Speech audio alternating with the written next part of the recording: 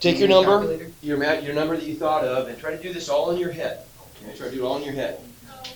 So multiply by 2. Okay? Get an answer.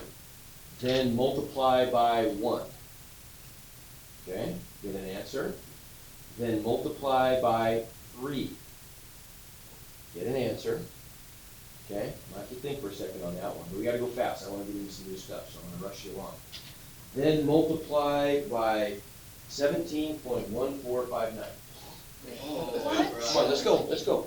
Hustle. 17. Get it done. It's in your head, in your head, in your head. Okay, then I want you to then multiply by negative 101.24713. No, I can't remember. And then finally, you're gonna get, I guarantee you guys are gonna get this right. Then multiply by 0. What'd you get? 0. Okay. 1. Wow. Yeah. Okay, there's a reason I did that. The reason I had you go through that exercise is because I want to hit home that when you multiply by 0, any number by 0, what are you guaranteed to get? 0. In fact, is there any other way, if I'm given, like let's say I'm given 3 numbers, I'm going to call them A, B, and C. And if the product of those 3 numbers equals 0, what can you tell me for sure? One of them has to be 0, right? There's no other way to multiply things and get 0 unless you multiply by 0, right? That's a pretty obvious, straightforward statement, but that is hugely important in algebra. It's called, in fact, we give it its own name. It's called the zero product property, and that's all it says. If you multiply a product of factors and you get an answer of 0, then at least one of the factors had to be 0, right? Big deal. Well, it is a big deal. What it allows us to do is a problem like this. Okay, now let's look at this problem and let's interpret this. There's some vocabulary here that's important for us to be able to parse. So use factoring in the zero product property to find all real zeros.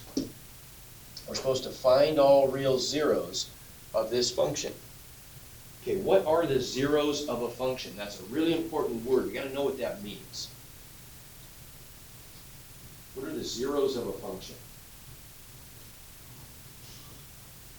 We filled in some blanks on the worksheet the other day, and we said zeros are equivalent to x-intercepts or roots or solutions, we could call them sometimes, right?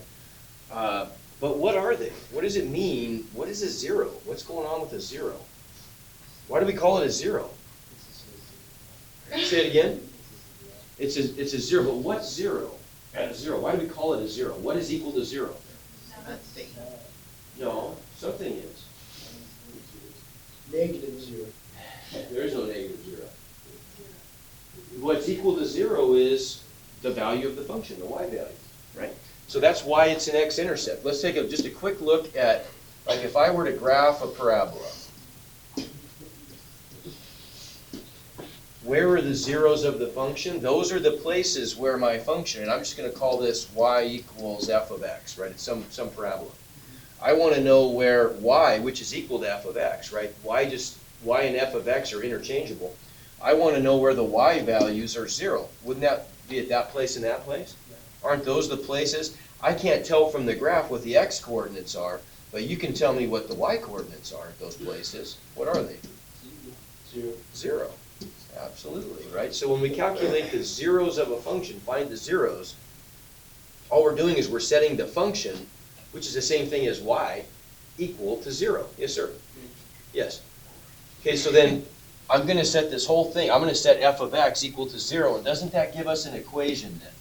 We get the equation x squared minus 8x plus 12 equals 0, right? That's all we do. When we want to find the zeros of a function, we just set the function equal to 0 and solve that equation. What's that going to do? That's my way of communicating with the math gods. That's my way of asking them, where does this happen, right? If I create an equation, they're going to communicate to me through the equation. And my solution of the equation, they're going to give me the places where that's true, which are what we call the zeros, right? I am like a prophet. Prophet of math, there we Yeah. go.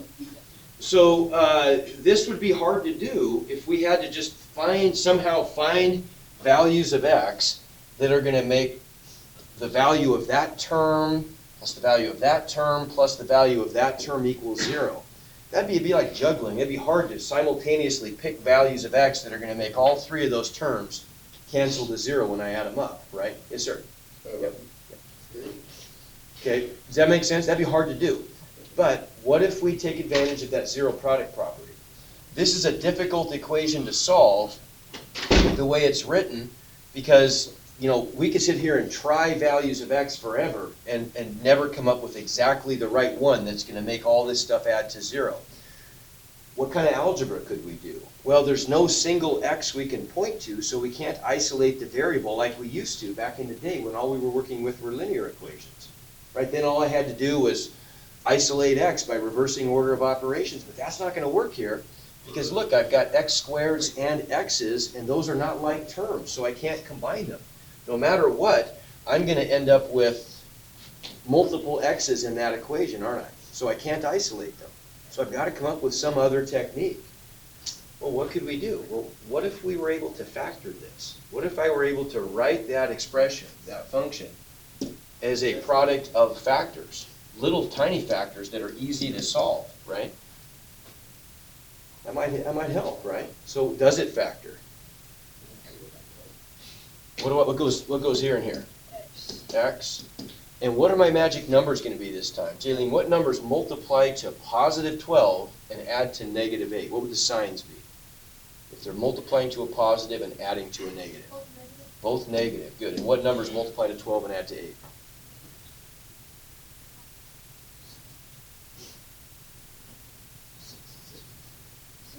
There you go, 6 and 2, okay?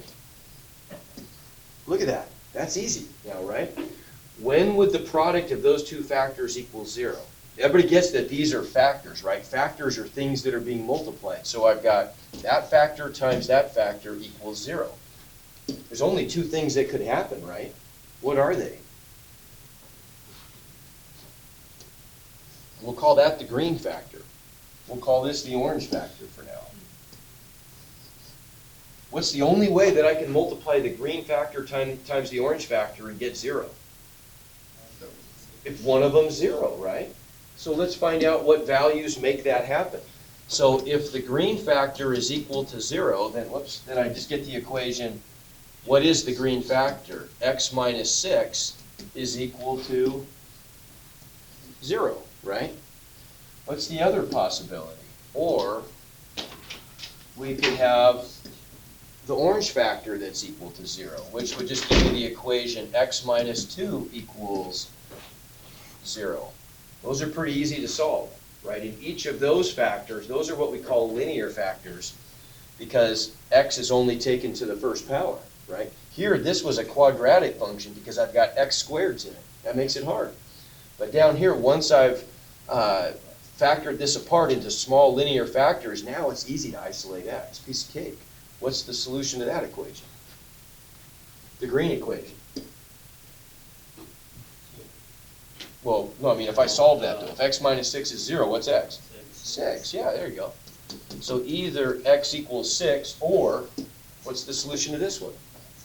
X equals 2. See the beauty of that? How clever is that? If we are able to factor a function like that, we can use the zero product property, and we're trading one big ugly equation for a couple of really simple small ones that we can solve, okay? All right, let's try this again. Let's try one like this. Now, this time, it's a little bit tougher, but there's something else going on here that looks different. The equation that we set up in this last problem, here's where we started, wasn't it? We started with this equation.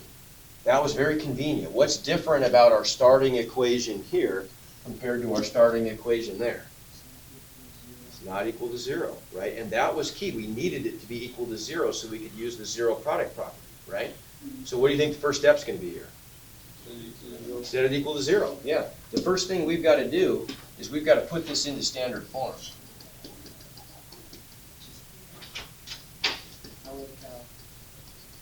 How are the cows?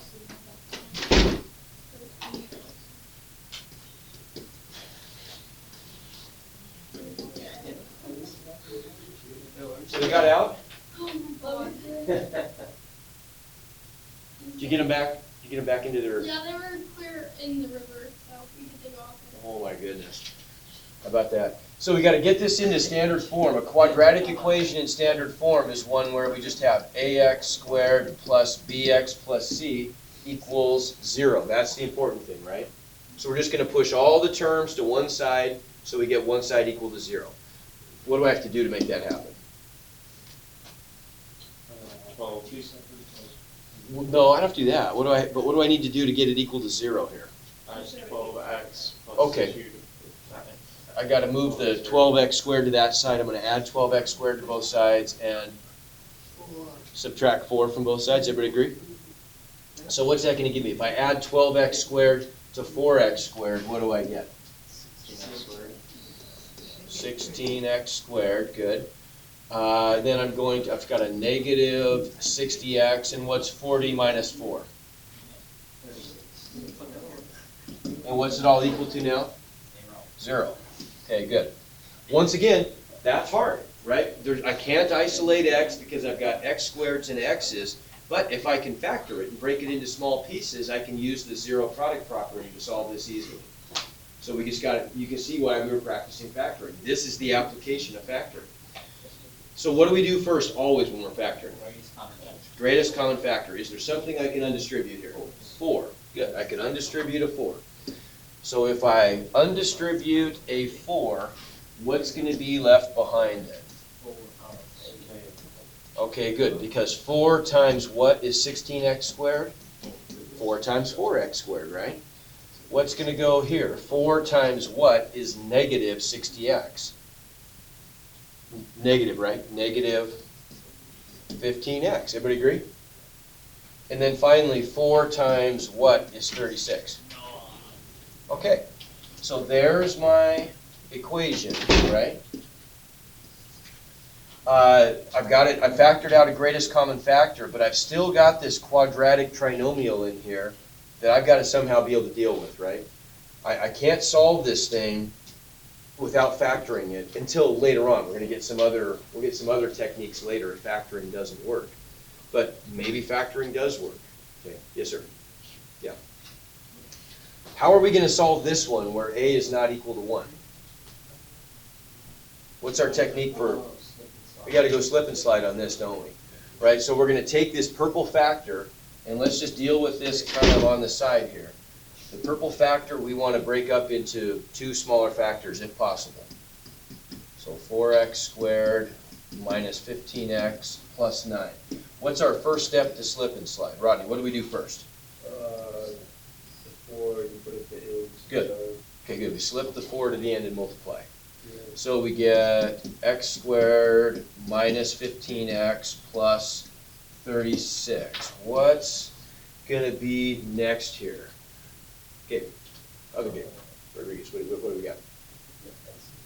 Okay, so meaning we're going to factor it, right? Factor the simple quadratic. So we get x's there, and then what are the signs going to be? Negative, good. What numbers multiply to 36 and add to 15? Close. Go down. 6. 6 and 6 wouldn't work either. We got to multiply to 36 and Add 15, yeah. There you go, 12 and 3. Okay, step 3. What's step 3 gonna be? What do you think? Molly, what's step 3? Good, good. Divide all of the magic numbers by 4 and reduce. So Marcus, what are they reduced to then? The first one is going to be x minus 3. Good. And then the second one is going to be 4x. Okay, good. The second one doesn't reduce, and then you got the last step in there also, which is if we're left with any denominators, we slide them in front of the x, right? So we end up with our original quadratic is going to factor into x minus 3 times 4x minus 3, right? So this thing is going to split into those 2 factors by slip and slide. And I've got my 4 out front, and it's all equal to 0. Okay, that's good, we got it factored. So now what?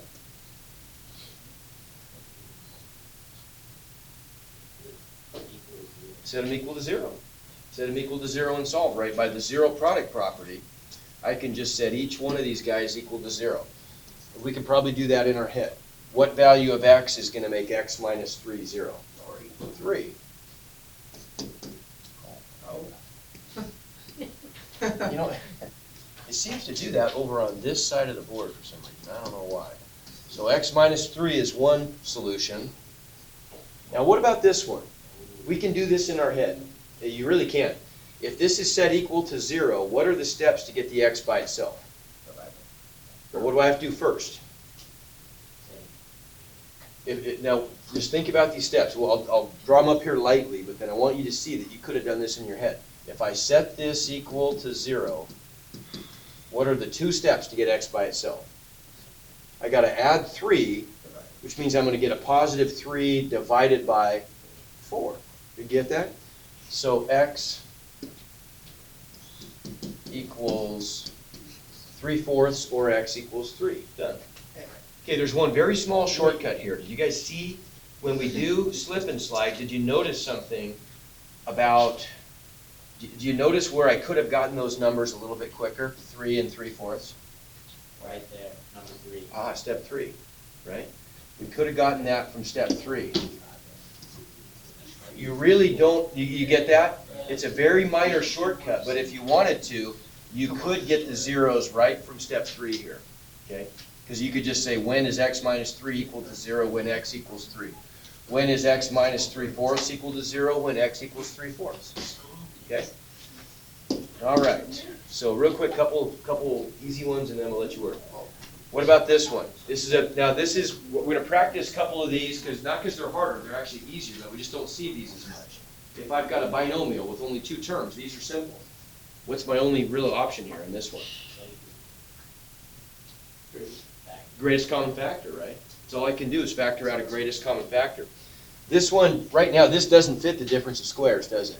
Because I get a squared, x squared term minus, not a number, minus, it's got an x in it, so it doesn't fit that pattern. But I can factor out a 2x. What's left behind if I factor out a 2x? X. 4. Okay, so we got it factored. Now what are the zeros? So this one's easy. X equals what? 4. Or what value of x is going to make 2 times x equal to 0? If I set that equal to 0, you're going to feel kind of dumb if you go through the math here. What's it going to be? If I divide both sides by 2, what do I get? 0. Yeah, right? Doesn't that make sense? The only way 2 times x can equal 0 is if I'm multiplying by 0, if x is 0. In fact, that's not so mysterious. Every time you have a monomial factor, a greatest common factor like that, that's only got one term, it's always, if it's got a variable in it, if it's got an x in it, it's always going to give you the 0, x equals 0, isn't it? Every time.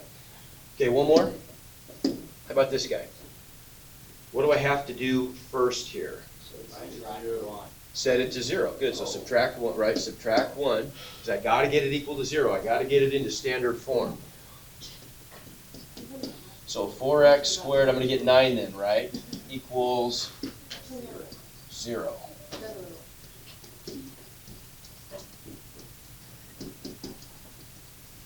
So we set it equal to 0. Okay, let's see. Kaylee, what can you tell me about this one? There's no greatest common factor, is there? So how could I do, what's my method for doing this one? I mean, I could write it as a trinomial, but that's overkill. I could write it as 4x squared plus 0x minus 9 and get magic numbers. But this is one that matches that pattern, right? What's the pattern on this one? No, we don't have to do slip and slide. I mean, if we were to write it out, we could. You see what I'm saying? We could write this as 4x squared plus 0x minus 9, and then we could use slip and slide. But that's way overkill. It's way overkill. It would work, What pattern does that fit? Oh, AX plus the A. Okay, but I think you guys are missing the point on this a little bit, right? We've only got these two factoring patterns that we've worked with so far. We said that, oh, there you go, good. If I've got a difference of squares, so a squared minus b squared, that was a minus b times a plus b, and a squared plus b squared doesn't factor. Well, which one could fit here? Not both. Because I've got a minus sign in the middle, right? So the only one this could fit is that one. The question is, can we write it as something squared minus something squared? So that's a 3. What would go there? 2x. So that's my a, and that's my b, right? I've got a squared minus b squared, and so that's going to factor into a minus b times a plus b. Get it? Okay, and then all we have to do is set those equal to 0 and solve. Let's do it in our head. What's this one going to be? If I set it equal to 0, what would I have to do to get the x by itself? Add 3, and then divide by 2. So what's my answer? Okay, what would I have to do here? Or minus 3. Okay, and divide by 2, so I'd get x equals negative 3/2. Go. You got it. You can work. How much time we got? 3 minutes? Oh my goodness.